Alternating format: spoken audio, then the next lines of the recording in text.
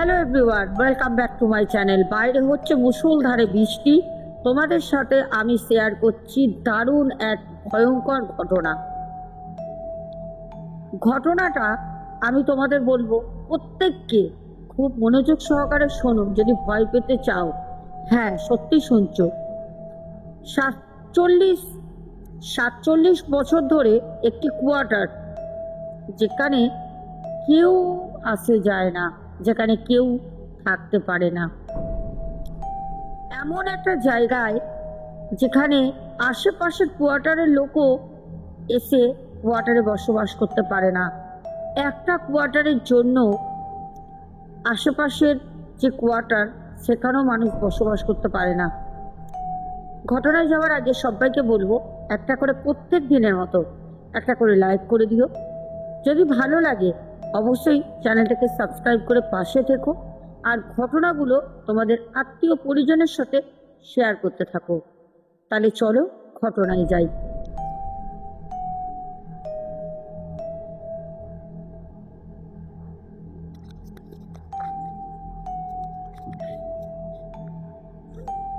যখন সেই কোয়ার্টারে একের পর এক যারা থাকতে আসে, তারা যখন ভয়তে ওখান থেকে জায়গা ছেড়ে অন্যত্র পালিয়ে যায়, এই কথা যখন লোকের মুখে মুখে আস্তে আস্তে প্রচলন হয়ে যায় যে এইখানে এমন একটা কোয়ার্টার আছে যেটা 47 বছর ধরে কোয়ার্টারটা পরিত্যক্ত।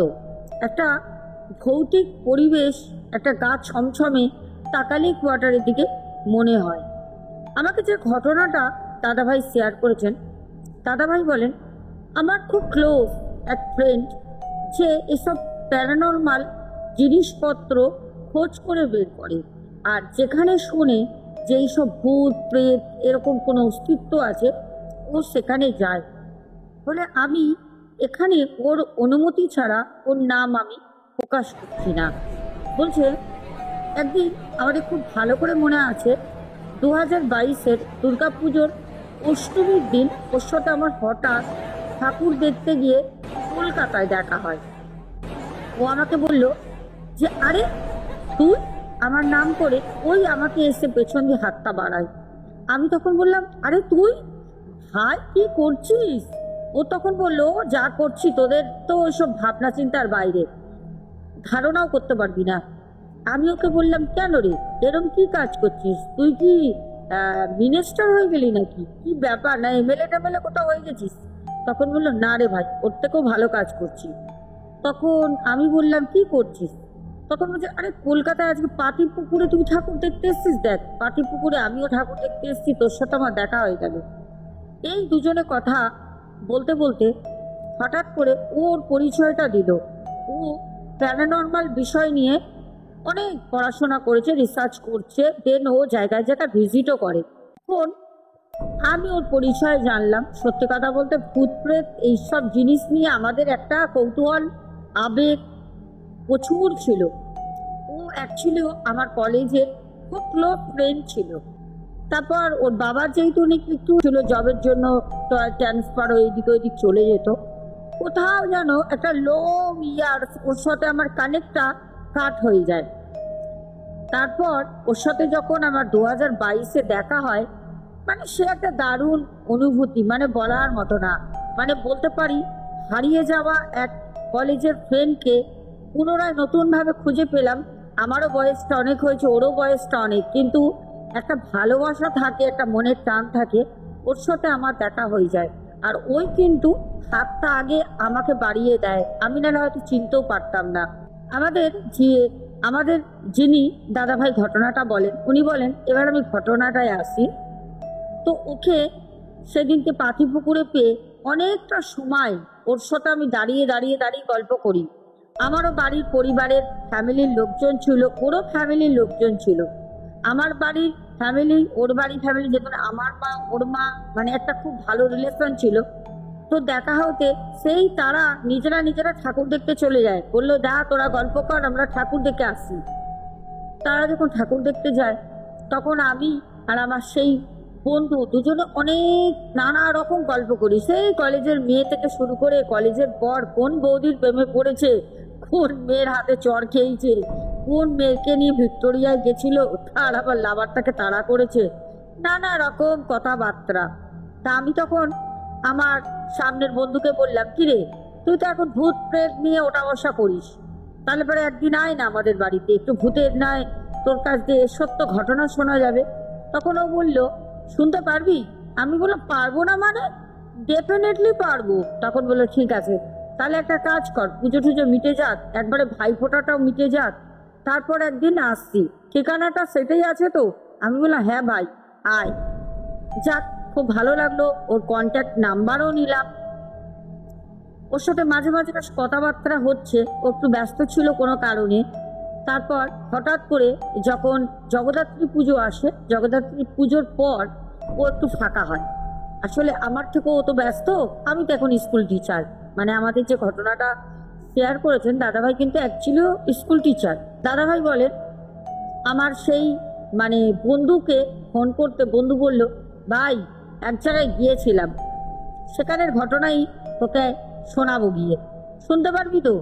আমি বললাম, হ্যাঁ কেন পারবো না, কবে আসবি বল, আর ভালো লাগছে না, তোর মুখে সত্য ঘটনা শুনবো। তো ও একদিন আমাকে বললো ফোন করে, সকালবেলা সানডে, আমার তো স্কুল ছুটি, ঘুমাচ্ছি, অনেক সকালে ফোন করেছে। ফোন করে আমাকে বলল যে, আজকে একটুখানি বলতো কাকিমাকে ভালো করে কষিয়ে ঝাল ঝাল করে রান্না করতে বল, আমি আসছি। আমি বললাম, আচ্ছা ঠিক আছে, আজকে আসছিস? বললো, হ্যাঁ। আকাশে কিন্তু বাইরে কালো মেঘ, সকাল থেকে মুখ ভার পুরো আকাশের। আমি বললাম, যাক, এই ওয়েদার, তার মধ্যে খাসির মাংসর ঝোল ঝাল ঝাল করে, আবার তার সাথে ভূতের গল্প, মিলেমিশে একেকার। তারপর সে কি আনন্দ, কি বলবো। ঠিক যখন 11:15 বাজে, তখন আমার সেই বন্ধু বাড়িতে আসে, এসে মাকে প্রণাম, সাথে মিষ্টি, রজনীগন্ধা ফুল, সে কি কেলেঙ্কারি ব্যাপার। আমি বললাম, কি রে, খুব বড় হয়ে গেছিস নাকি, এত কিছু নিয়ে এসছিস কেন? বললো, বাবা, একটা লং টাইমের পর তোর সাথে হঠাৎ আমার কলকাতায় ঠাকুর দেখতে গিয়ে দেখা, তারপর বাড়িতে আসলাম, আনবো না এটা কখনো হতে পারে? আমি বললাম, চল চল ভিতরে চল। ওকে ওপরের ঘরে নিয়ে গেলাম। ও আমাকে দেখে বলল, ভাই সেই কলেজ টাইমে তোর বাড়িতে কত এসেছি ভাই, কি ছিল, এখন বেশ গুছিয়ে নিয়েছিস ভাই, কি করছিস তুই? আমি তখন বললাম, কেন রে, তোকে সেদিন যে পাতি পুকুরে বললাম, আমি ভাই ওই স্কুল টিচার হয়েছি ভাই, বাচ্চা কাচ্চা নিয়ে সংসার। তখন বললো, যাক বেশ, তাও ভালো, তোর তো বাচ্চা কাচ্চা নিয়ে সংসার, আর আমার ভূত প্রেত নিয়ে সংসার, বলে দুজনে হা হা করে খুব হাসি। আমার মা ওই তখন 12:30 বাজতে যায়, তখন লুচি নিয়ে এসছে, ছোলার ডাল, সাথে দুটো রসগোল্লা।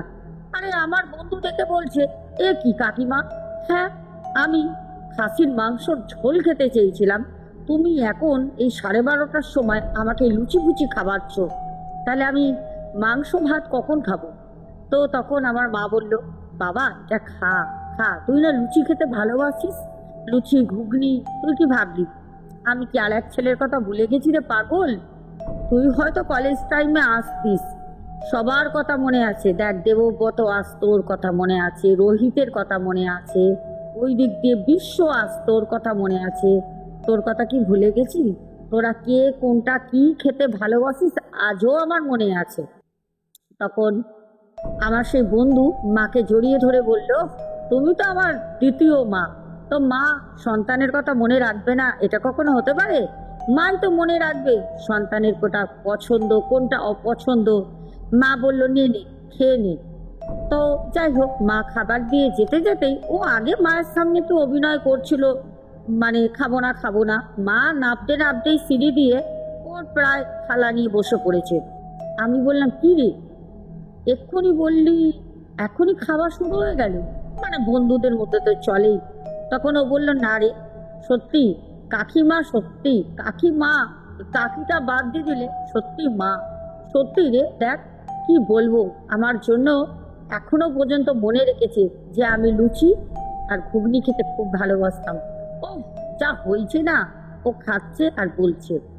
যাই হোক, কখন যেন সময়টা কেটে আড়াইটের ঘড়িতে, ঘড়িতে 2:30 বাজে, মানে সময়টা কিভাবে চলে যাচ্ছে। আমি ওকে বললাম, কিরে, ভূত পেট নিয়ে বসবাস করিস, ভয় টয় লাগে না? ও আমাকে বলল, কেন তখন থেকে আমাকে এক কথা বলছিস ভাই? ভূত পেট খুব ভালো, মানুষের থেকে তো ভালো ভাই। মানুষ তো বেইমানি করে ভাই, মানুষের কাছে কত ধোঁকা খেয়েছি। ওর সেই ঘুরিয়ে ফিরিয়ে আবার সেই মেয়ের গল্প। মানে ও কলেজেও খুব মানে মানে মেয়েদের প্রতি ওর খুব ইন্টারেস্টেড ছিল। তা আমি তখন বললাম, হ্যাঁ ভাই, তুই তো জীবনে অনেক প্রেম করেছিস, আমি তো না প্রেম করতে পারলাম, না বিয়ে এখনো হলো, একটা বউ জুটিনি কপালে, বয়সটা তো ভালোই হলো। ও বলল, চিন্তা নেই, আমি তো তোর জীবনে এখন রিটার্ন ব্যাক করেছি, একটা মেয়ে জুটিয়েই দেবো। যাক, এইসব কথা বলতে বলতে দুপুরে একদম ঝাল ঝাল করে লাল লাল মায়ের হাতে খাসির মাংস, পাতলা ঝোল, সাথে পটল ভাজা, আমের চাটনি, পাঁপড়, ব্যাস, আর শেষ পাতে দুটো কাঁচা গোল্লা। খাওয়া দাওয়া সেরে রবিবারে দুপুরের মেনু দিয়ে আমি আরও চলে গেলাম আমার উপরের দোতলার ঘরে। মা নিচে কাজ করছে। আমি মাকে বললাম, মা, যদি তুমি বিকেলে একটু হাঁটতে হাঁটতে মা বেরোয়, মাকে বললাম বেরোলে বলে যেও মা, ঠিক আছে, আমরা উপরে আছি। মা বললো, ঠিক আছে যা, আজকে শরীরটা খুব একটা ভালো নেই, একটু রান্নাও বেশি হয়ে গেছে, আজকে হয়তো আমি বিকেলে বেরোবো না, ও কালকে সকালেই যাবো। আমি মাকে বললাম, বেশ ভালো। আমি আর আমার সেই বন্ধু উপরে চলে যাই। উপরে গিয়ে শুরু হলো আমাদের ভূতের গল্প। আমি ওকে বললাম, কিরে, বল না, কিছু অভিজ্ঞতা তো বল, কিভাবে তুই এই লাইনে চলে গেলি ভাই? তোর তো ভূত পেটে কোনো নেক ছিল না। তখন ও আমাকে বলল, না রে ভাই, অ্যাকচুয়ালি হয় কি জানিস তো, কলেজ যখন হয়ে যায় শেষ, কলেজ থেকে বেরোনোর পর বাবার যেহেতু ট্রান্সফার জব ছিল, বাবার সাথে চলে যাই ভুবনেশ্বর। ভুবনেশ্বরে যেখানে থাকতাম সেখানে মোটামুটি সবার সাথে খুব ভালো পরিচয় ছিল। এবার এক আঙ্কেল আমাদের বাড়িতে আসতো।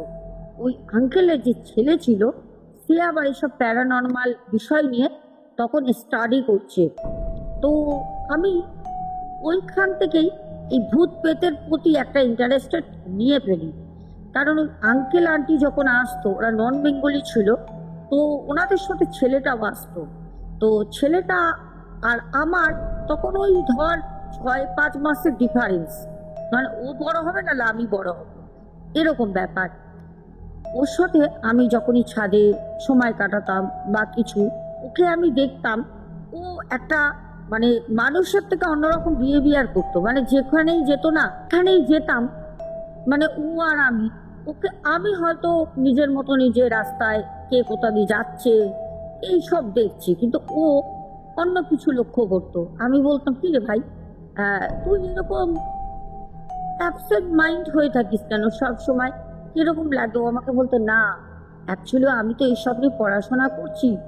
আমাকে তখন বলতো যে, জানিস এখানে প্যারানর্মাল কিছু আছে। আমি খুব হেসে বলতাম, হ্যাঁ, ওসব কিছু হয় না। ও আমাকে বলতো, সিরিয়াসলি বলছি, যদি আমি তোকে কোনো শ্যাডো দেখাতে পারি। ওকে আমি বলতাম, শ্যাডো দেখাবি ভাই, রাতের বেলা শ্যাডো? ও আমাকে বলতো, তুই দেখবি। এরকম অনেকবার কিছু আমি বিশ্বাস করেছি, কিছু আমি অবিশ্বাস করেছি। আস্তে আস্তে নেটটা এরকমভাবে যায়। তখন আমাকে যে দাদাভাই স্কুল টিচার ঘটনাটা শেয়ার করেন, সেই দাদা তখন তার বন্ধুকে বলে, আচ্ছা তাহলে তুই আমাকে বল, তোর জীবনের সেরা সেরা ভৌতিক ঘটনা কি? মানে এমন তুই কোন জায়গায় রিসার্চ করতে গেছিলিস যে সেখানে গিয়ে তুই ভয় পেয়েছিস? তখন আমার বন্ধু আমাকে ঠিক এরকম বলে, একটা কোয়ার্টারের কথা আমার কানে আসে। একটা কোয়ার্টার, সেই কোয়ার্টারে আমি গিয়েছিলাম। আমাকে যে আমাদের রিসার্চের টিম ছিল, ওখানে এই কোয়ার্টারটা নিয়ে বেশ আলোচিত বিষয় হয়ে ওঠে। মানে আমাদের যে এইসব প্যারানর্মাল যারা রিসার্চ করে টিমে তো একজন থাকে না, এরকম অনেকেই থাকে, অনেক জায়গা থেকে থাকে। মানে কেউ হয়তো থাকে খিদিরপুর, কেউ হয়তো খড়গপুর, কেউ হয়তো নদিয়া, এরকম অনেক জায়গা দিয়ে ছেলে, এমনকি মেয়েরাও এখন এইসব খুব ইন্টারেস্ট নিচ্ছে, সব জায়গায় থাকে। তো তাদের অভিজ্ঞতা অনুযায়ী তারা অনেক অনেক অনেক জায়গায় গেছে, কিন্তু কোনোভাবে কোনো জায়গায় ওই যে 47 বছর ধরে বন্ধ কোয়ার্টার, ওর ভিতরে নাকি কেউ প্রবেশ করতে পারেনি।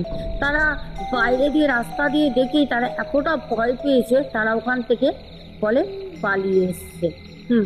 মানে পালিয়ে এসছে, রীতিমতো পালিয়ে এসছে। তখন আমি ওখানে ওদেরকে বললাম যে ঠিক আছে, তোরা একটা কাজ কর, তোরা তো আগে গেছিস, আমি তো লোকেশনটা চিনি না, তোরা আমার সাথে কেউ লোকেশনে চল, আমি আগামীকাল রাতে ওখানে যাব। তো আমাদের যে টিমের মানে জুনিয়র সিনিয়র যারা ছিল সব তখন বললো তো ঠিক আছে, তাহলে তুমি যখন যাবে তাহলে আমরাও যাব। মানে আমি তখন ওখানে হেড ছিলাম, তো আমার সাথে ওরা যায়। প্রায় আমরা টোটাল ওখানে 11 জন গেছি।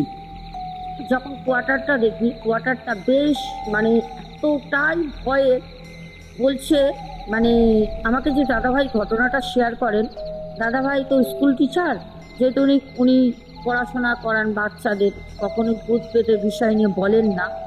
দাদাভাই বলছেন ও যখন বলছে না ম্যাডাম, আমার নিজের গায়ে যেন একটা কাঁটা দিচ্ছে, বুকের ভিতরটা না হালকা হয়ে যাচ্ছে, ভয় লাগছে। বলছে আমার সাথে 11 জন ছিল, মানে ওকে নিয়ে, আমার বন্ধুকে নিয়ে। বলছে এত জঙ্গল, এত জঙ্গল পুরো ভরে গেছে, শেকড়, সেই কোয়ার্টারের মধ্যে শেকড় হয়ে গেছে। এবার যখন আমরা স্থানীয় লোককে জিজ্ঞেস করি ওখানে, তো তারা বলছে যে এইখানে মানে আশেপাশে ওই এলাকাটায়, মানে ওটা একটা আর্মি এলাকা, আর্মিরা বহু বছর আগে থাকতো। মানে যেই সময় ওই কোয়ার্টারটা একটা খারাপ দূষিত হয়ে যায়, ওই কোয়ার্টারে একটি ছেলে, সেও আর্মি ছিল, সে ওখানে গলায় দড়ি দিয়েছিল। সেই ছেলেটি ওখানে সুসাইড করে গলায় দড়ি ফাঁস লাগিয়ে। তারপর থেকে ওই যে পুরো এলাকাটায় পাশে পাশে পাশে পাশে কোয়ার্টার রয়েছে, দোতলা, কোয়ার্টারগুলো সব দোতলায় একই আদলে করা। বলে ওই এলাকায় কোনো কোয়ার্টারে মানুষ বসবাস করতে পারে না। বলছে সবার নাকি দরজায় গিয়ে ওই যে আর্মি ছেলেটি ছিল, সে অনেকে থাকার চেষ্টা করেছে, যখনই দেখে তখনই দেখছে গেটের মধ্যে নক করে কেউ হয়তো দরজাটা খুললো, ওই সময় সে সিঁড়ি দিয়ে নেমে যায়, নেমে চলে যাচ্ছে। আবার কোনো সময় দেখেছে যার নিচের মানে একতলায় যারা রয়েছে, হয়তো দোতলায় কেউ নেই, একতলায় কেউ রয়েছে, দরজা খুলে দেখে ওই ছেলেটি বেরিয়ে চলে যাচ্ছে। এবার যারা নতুন নতুন এসছে আর্মি ওখানে পরিবার নিয়ে, তারা তো জানে না অ্যাকচুয়ালি বিষয়টা কি বা ছেলেটিকে। অনেক সময় এরকম গেটে যখন নক করে চলে যাচ্ছে, তখন যে কোয়ার্টারে রয়েছে সেও তো আর্মি, সে তখন বলছে ভাই এ ভাই দাঁড়া ভাই দাঁড়া, কে ভাই তুই নক করে চলে যাচ্ছিস? বলছে সে বেরিয়ে গেল রাস্তার মধ্যে, কোয়ার্টার দিয়ে বেরিয়ে গিয়ে খানিস নেই। এরকম ভয়তে ভয়তে কেউ আর ওখানে থাকে না। মানে প্রত্যেক দিন গেটে গিয়ে নক করতো, প্রত্যেকটা দিন সন্ধ্যা হলেই গেটে গিয়ে নক করতো। এবার মিলিটারি, যেটুকুনি মিলিটারিরা তো তাদের ডিউটিতে চলে যেত, এদিকে পরিবার থাকতো বাচ্চা নিয়ে, মা নিয়ে, বাবা নিয়ে, বউ নিয়ে। এবার তারা তো ভয়তে থাকতে পারতো না, তারা ওইখান থেকে সবাই একে একে কোয়ার্টার ছেড়ে দেয়। এইবার আমাদের দাদাভাই বলেন আমার যে বন্ধু, ও এগুলো ওখানে স্থানীয় লোকের মুখ থেকে শোনে, শোনার পর ও বললো আমি এই কোয়ার্টারে ঢুকবো। সবাই তাকে বললো যে না দাদা, না দাদা, এত বড় ভুল কাজ করবেন না, এমনিতেই আমরা এখানে থাকতে পারি না, এর মধ্যে যদি আপনি আবার কোয়ার্টারের মধ্যে ঢোকেন, কোয়ার্টারে গেট ফেট ভাঙতে হবে, তাহলে পরে মানে একটা বিচ্ছিরি ব্যাপার হয়ে যাবে। তখন বলছে যে এই একটা কোয়ার্টারের জন্য 47 বছর ধরে ওই পুরো চত্বরটায় যতগুলো না হলো 30টা কোয়ার্টার আছে দোতলা, 30টা একই আদলের গায়ে গায়ে গায়ে গায়ে পুরো মানে চত্বরটা না জঙ্গল হয়ে গেছে। একটা বড় পুকুর আছে, মানে ওখানে দিনের বেলাও মানুষ যায় না, দিনের বেলা ওখানে মানুষ যায় না। যাই হোক, তারপর তারা বললো যে না আমরা ভেঙে ঢুকবো। এবার সবাই বারণ করে ওখানে, যেহেতু আর্মি এলাকা, আশেপাশে ওখানে তো কেউ থাকে না, আশেপাশের এলাকায় যারা থাকে তারাও আসে, এসে যথারীতি বারণ করে যে মৃত্যু পর্যন্ত হতে পারে। মানে এতটাই ভয়ঙ্কর, মানে 47 বছর ধরে একটা কোয়ার্টারের বাড়ি, মানে সেরকমভাবে পড়ে থাকা, মানে সেটা কি হতে পারে। আশা করি তোমরা আইডিয়া করতে পারছো নিজেরা চোখে চোখে। পুরো একদম কোয়ার্টার পুরো স্যাপলা পড়ে গেছে, আর পুরো গাছপালা শেকড় হয়ে গেছে প্রতি কটা কোয়ার্টার, শুধু ওইটা বলে না, প্রতি কটা কোয়ার্টার। কারণ লোকই তো থাকে না, রাস্তাঘাটে জঙ্গলে জঙ্গল, একদম মানে যাচ্ছে তাই অবস্থা। বলছে আমার বন্ধু, সে তো মানে বিশাল সাহস, ও ভূত প্রেত কিছু ভয় পায় না, ও কোনো কিছু মানুষজন কাউকে ভয় পায় না। ও কি করলো, ওর সাথে যে আরো 10 জন ছিল, টোটাল 11 জন ওকে নিয়ে, ওদেরকে বলল যে তোরা একটা কাজ কর, তোরা আমার সাথে আয়, ঠিক আছে আমি ঢুকছি, তোরা আমার সাথে আয়, যা হবে দেখা যাবে, চল। কোনো রকমে সে লাঠি সোটা ওরা ওই রাস্তা দিয়ে গাছপালা ওই রাতের বেলা ভাঙে, রাতের বেলা তখন তাও কি 12টা 5-10 হবে, বলছে ভেঙে ওরা সেই জঙ্গল ওই লাঠি দিয়ে জঙ্গলগুলোকে মারতে মারতে জঙ্গলগুলো ভেঙে শুয়ে পড়ছে। ওরা কোনো রকমে আস্তে আস্তে ভিতরে ঢুকে ওই কোয়ার্টারের দোতলায় ওঠে, নিচতলাতে উঠে যায়, নিচতলার গেট থেকে কিচ্ছু নেই, পুরো ফাঁকা। দোতলায় যেইখানে আর্মি ছেলেটা ছিল, যেখানে ওখানে ওই ঘরটা লক করা, মানে বাইরে দিয়ে লক করা আর কিছু একটা করা ছিল। ও লক ফক ধাক্কা মেরে মেরে মেরে ভেঙে চাবি ফাবি ছিটকে পড়ে যায়, তালা টালা, মানে চাবি তো ছিল না, তালা চাবি তো হারিয়ে গেছে, একদম মানে জং ধরা তালা, সেই ছিটকে ফিটকে পড়ে যায়। কোনো রকমে ও মেরে ফেরে গেট খুলে ভিতরে ঢুকে বলছে आजा आजा अंदर आजा, देख यहाँ पर कुछ नहीं है। कहाँ है भूत, कहाँ है, अरे भूत कहाँ है, मुझे आके पकड़ो। মানে ও ভিতরে ঢুকে মজা করছে, 47 বছর ধরে ওই কোয়ার্টার বন্ধ, ও ওই কোয়ার্টারে ঢুকে মজা করছে। ওর সাথে যে আরো যারা ছিল জুনিয়র সিনিয়র মিলিয়ে, তো ওরা বলছে দেখো ভাইয়া এসব মত বলো, यहाँ पर कुछ तो है। কিছু না হলে একটা আর্মি এলাকা 47 বছর ধরে কখনো ওরকম পরিত্যক্ত থাকে, পুরো অ্যামেন্ডেড হয়ে গেছে জায়গাটা। তখন বলছে যে हम देखते हैं यहाँ पर क्या है, हम आज खोज करके बाहर निकालेंगे उसको। বলে ও নিজেই মানে একাই 100, কাউকে তো ভয় পায় না। ও নিজে নিজে এইখান থেকে ওই রুম থেকে ওই রুম ও ঘুরছে, কিচ্ছু নেই। পুরনো, অনেক পুরনো আগেকারের, মানে 47 বছর আগের একটা ক্যালেন্ডার, একটা জগন্নাথ সুমদ্রা, হ্যাঁ মানে জগন্নাথ দেবের আর কি ফটো দেয়ালে রয়েছে। সেটা ফটোটা মানে একদম মানে গরমে না, ফটোটা চুপসে গেছে, দেয়ালের সাথে সেটে গেছে। তারপর ক্যালেন্ডার রয়েছে, 47 বছর আগের ক্যালেন্ডারে ডেট লেখা। বলছে সব কিছু দেখতে দেখতে ওরা চায় যে একটা যখন ঘর দেখছে ঘরটা খোলা, ওই ঘরটায় যখন যায় তখন দেখছে ওই ঘরের না, বলছে যে বাতাবরণ মানে ওই ঘরের যে আবহাওয়া, বলছে একদম ঠান্ডা। ওরা যখন গেছে তখন গরমকাল, সব রুম কিন্তু মোটামুটি বাইরে যেরকম টেম্পারেচার ওরকম, কিন্তু ওই ঘরটা পুরো অন্ধকার। আর ও গিয়ে ওই ঘরটায় মানে ও কাউকে বলা বলি নেই, ওই দিকে ঢুকে গেছে। যখন ওই ঘরে গিয়ে ঢোকে তখন দেখছে ওই ঘরটা মানে টোটালি না ঠান্ডা, মানে এত ঠান্ডা, মানে তুমি 2-3 মিনিট যদি ওখানে দাঁড়াও মানে তোমার কাঁপুনি লেগে যাবে, এত ঠান্ডা। এটা কি করে পসিবল? তো যাই হোক, ওরা ওখানে যখন যায়, তো আমার যে বন্ধু ও তো আগে ঢুকে যায়, ও যখন ওখানে আগে ঢুকে যায় ও তখন বলছে আরে यहाँ पर कुछ तो है, বলছে यहाँ पर कुछ है, आओ आओ तुम लोग आओ अंदर आओ।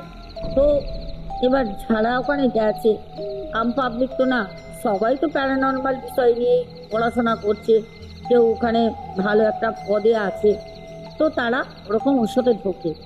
যখন ভিতরে ঢোকে তো তারাও বলছে হ্যাঁ यहाँ पर कुछ तो है।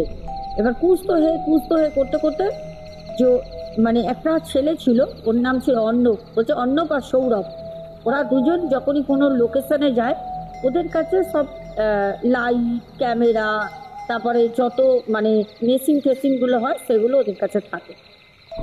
বলছে মানে বায়োমিটার এইসব জিনিস। বলছে সৌরভ লাইট ফেলো, घर में लाइट दो, यहाँ पर कुछ तो है। যখন লাইট দিয়েছে ঘরে কিছুই নেই, দেখছে পুরো দেয়াল না শ্যাওলা হয়ে গেছে, গাছ হয়ে গেছে, ভেতরে গাছ হয়ে গেছে দেয়ালের মধ্যে।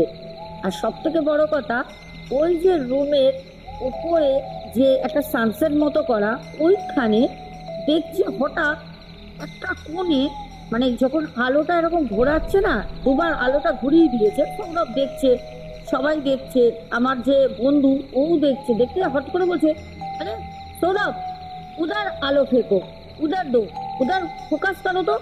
যখন ও সৌরভ ওইদিকে আলোটা দিয়েছে, আরে দিতে দিতেই দেখছে ওই সানসেটের একদম কোণে একটা জায়গায় একটা ঘট বসানো রয়েছে, একটা ঘট বসানো আর লাল কাপড় দিয়ে মোড়ানো। তখন আমার যে বন্ধু সে বলছে, আরে ইয়া পর তো আসতেই আহে, মানে যেটা বলে মৃত্যুর পর যে অস্থি হয় না, যেটা সেটা তো গঙ্গায় বিসর্জন করে দিতে হয়, সেই জিনিস কারোর ওখানে রাখা আছে। তখন আমার যে ফ্রেন্ড যে যায়, ও তখন ওইটা দেখে বলছে, আরে ইয়া পর এ কিউ রাখা হে, এ কোন রাখা হে। তো ও আবার কি করেছে, ওটা হাত দিয়ে না, ও তো খুব সাহস, খুব সাহস, মানে একটা অ্যাবেন্ডেড কোয়ার্টার গেছে, অ্যাবেন্ডেড কোয়ার্টারে গিয়ে ও নিজে নিজে গেটমেট লাথি ফাতি মেরে ধাক্কা দিয়ে ঢুকে গিয়ে ও রীতিমতো নিজে সার্চ করছে এখানে কি আছে। ওটা যখন ওখান থেকে নেয় বলছে, তখন আমার যে বন্ধু ওকে ওই যখন ওইটা ওখান থেকে নামায়, পেছন দিক দিয়ে কেউ খুব জোরে ওকে একটা ধাক্কা মারে। যখন ওকে ধাক্কা মারে, ওর সাথে সাথে সামনের দেয়ালে গিয়ে হাতটা দিয়ে রুখে দাঁড়িয়ে পড়ে। ও বুঝতে পেরে গেছে যে যার অস্থি ওইটা, সে চায় না যে ওটা ও নিক। তখন ও দেয়ালের মধ্যে ধাক্কা খেয়ে নিজেকে আটকে নেয়। তখন আরো সবাই যারা ছিল সাথে, তখন ওরা বলছে, अरे क्या हुआ आप ठीक तो हो ना। বলছে হ্যাঁ এই ঠিক হু, এসে লেকে বাহার চলো। তো সৌরভ ওরা যে ছিল লাইট দিচ্ছে, ও আমার মানে বন্ধুটা হাতে অস্থিটা নিয়ে বাইরে চলে আসছে। বাইরে নিয়ে এসেই ওই কোয়ার্টারের একদম পাশে রাস্তার পাশেই ছিল বড় একটা পুকুর মতো, বিশাল বড়। ও নিয়ে এসে পুকুরে ছুঁড়ে ফেলে দেয় ওটা, বলে जो चला जाओ, जो है पानी में चला जाओ, शांत हो जाओ, शांत हो जाओ, ফেলে দিয়েছে। যখন ওটা ফেলে দেয়, বলছে অবাক করা একটা বিষয়, তখন আরো ভয় পেয়েছে। প্রথম বলছে যখন আমি ওই কোয়ার্টারে যাই, তখন আমি ওই কোয়ার্টার দেখে একটু ভয় পেয়েছিলাম, কারণ এত জায়গায় যাই কিন্তু ওটা দেখলেই না মানে ভয় লাগবে। ওই কোয়ার্টারে গিয়ে ভয় পেয়েছিল মানে দেখে ফার্স্ট। আর যখন ওই অস্থিটা জলের মধ্যে যখন দিয়ে দেয়, ছুঁড়ে ফেলে দেয়, যখন বলে চালা যাও মানে শান্ত হয়ে যাও, যখন ফেলে দেয় না, বলছে ওই সময় আমি ভয় পাই, কারণ এত হাওয়া চারপাশে, এত হাওয়া ঘুরছে। তখন রাত বাজে 2:45, অতক্ষণ ওরা ওখানে ঘুরেছে, দেখেছে রাত 2:45 বাজে। বলছে মানে ওই এলাকায় না মনে হচ্ছে সাইক্লোন হচ্ছে, সাইক্লোন উঠে গেছে, এত হাওয়া। বলছে রীতিমতো আমরা যে 11 জন ওখানে দাঁড়িয়ে রয়েছি কোয়ার্টারের পাশে, মানে ওই পুকুরের সামনে রাস্তার মধ্যে, বলছে আমাদের 11 জনকে মনে হচ্ছে মানে একের পর এক আমরা যেন সবাইকে ধাক্কা দিচ্ছি, মানে আমরা পড়ে যাব, এত ঝড়। তারপরে যে আমার বন্ধু ছিল, ও তখন সবাইকে বলল, চলো ইয়া সে হাম লোগ জলদি সে ইয়া সে নিকল যাতে हैं, বলে কোনো রকমে ওখান থেকে ওরা যখন হেঁটে মাইল খানিক হাঁটার পর সব কিছু স্বাভাবিক, সব কিছু স্বাভাবিক। এখন ওই কোয়ার্টারে সব, এখন জঙ্গল কাটা, কোয়ার্টার রং করা, সব পরিষ্কার হচ্ছে। এখন ওখানে একটা দুটো নাকি সামনে মানে লোকজনও এসে গেছে। আচ্ছা, কালকে দীঘার ঘটনাটা তোমাদের যে দিয়েছিলাম, 4টে ঘটনা আমাদের রমা কর্মকার দিদি ভাইয়ের যে দীঘার ঘটনাটায় অনেকে বলেছো অমরাবতী পার্কের কথা, আমি নিজেও বলছি, আমি তোমাদের নিজেও বলছি অমরাবতী পার্কে আমিও শুনেছি ওখানে স্থানীয় লোকের কাছ থেকে যে সেই পার্ক বহু বছর আগের দীঘায় করা, আর ওই পার্কের ওখানে আগে মার্ডার এসব হতো, পরে তো পার্ক টার্ক হয়, ওইসব জায়গা তো আগে মানে লোকজন যাতায়াত করতো না, ওই দিকটা অনেক পেছনে ছিল। ওখানে এখনো নাকি বলে রাতের বেলা অনেক কিছুই চলাচল করতে দেখা যায়, নানা রকম শব্দ হয় ভেতর দিয়ে। এখন তো জায়গায় জায়গায় সিসিটিভিও বসিয়ে দিয়েছে। আমিও ওখানে স্থানীয় লোকের কাছে শুনেছি যে জায়গাটা ভালো না। এবার দেখো যার যার মতামত। আমারও শোনার কথা। আচ্ছা, প্রথম কমেন্ট স্বপ্না বাজাল দিদিভাই করেছেন কালকের ঘটনায়, তারপর সুকন্যা দি, তারপরে স্বর্ণালী, তারপর সন্ধিয়া মণ্ডল, তারপর করেছেন সুকন্যা, শ্রাবণী হাজরা, হ্যাপি বণিক, শম্পা মিনি কিচেন, অনুভব বিশ্বাস, লিপিকা বেরা দিদিভাই, প্যান্থার গেমিং ওয়াইটি, জবা দেবী, টিনা ঘোষ, শ্বেতা সাউ, স্বপ্না বাজাল দিদিভাই, পাপ্পু দে, রুমিতা ঘোষ, স্বর্ণালী, পূজা দাস, শ্রেয়সী, কণিকা চ্যাটার্জি, শম্পা মিনি কিচেন, রুমিতা আবারও কমেন্ট করেছো,